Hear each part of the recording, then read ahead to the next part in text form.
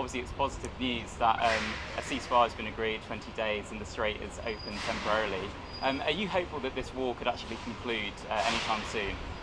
Well, this temporary ceasefire is welcome, but ultimately that Israeli-American military action happened for a reason. It's been a long-standing UK government policy that Iran must never acquire a nuclear weapon. It has to cease the persecution of its own people, and it has got to stop funding international terrorism. And incredibly importantly, at the moment, it has to give unmolested access to the Straits of Hormuz for maritime traffic. If those things can be made permanent, then that is good news, and we can see a permanent end to this conflict. But ultimately, Iran has got to make the right decisions and stop being a pariah state on the international stage. And the Prime Minister's in the Gulf today. He's hoping to assist or help with this ceasefire in some way. Do you think he should be there? Do you think his presence is helpful? Frankly, I think his presence in the Gulf is a complete irrelevance. It will do no harm. It will do no good. The Prime Minister has ducked the big decisions throughout his time as Prime Minister, both domestically and internationally. He has made himself a complete irrelevance. He's flown off to the Gulf for a photo opportunity to try and reclaim some kind of credibility. But the simple fact of the matter is he has painted the UK out of the picture when it comes to international relations.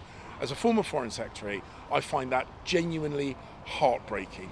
He has made this country a second-tier country when it comes to international relations, and he has decided to massively increase the welfare budget rather than spend money on the armed forces. These are decisions he's making in the here and now, and those decisions are making this country weaker.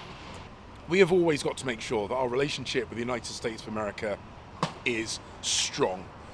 The words that President Trump used were unacceptable, and they were not words that we would use in the UK.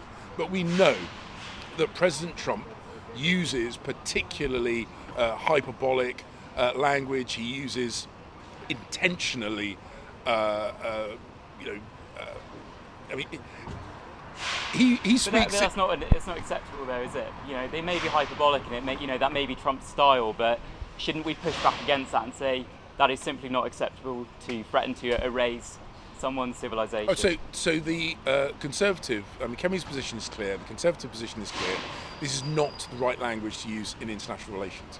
But we have got to maintain a strong working relationship with the President of the United States of America and the United States of America as a whole.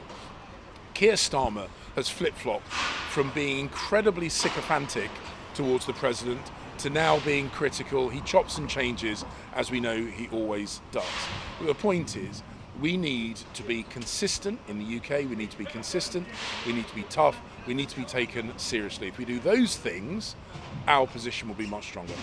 And on your party's position, do you think your party made a mistake by initially supporting those US-Israeli strikes, given you had no idea what the objectives were and you had no idea what the consequences of those strikes would end up being? The point that Kemi made and has continued to make is that when an ally, the United States of America, asks for permission to use their own aircraft from the British air bases on which they are stationed, then we should say yes to that.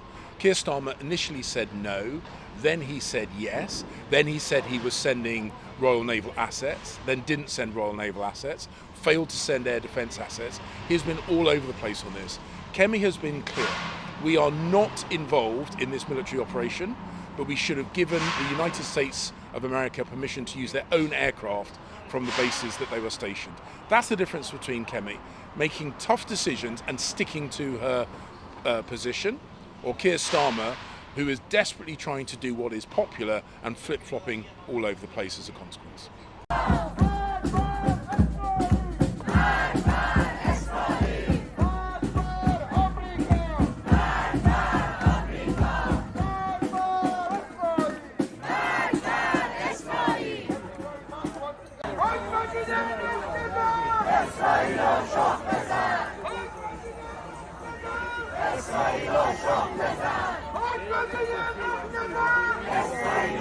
They're going to say free Iran.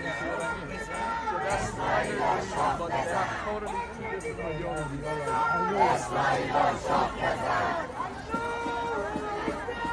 ideologies.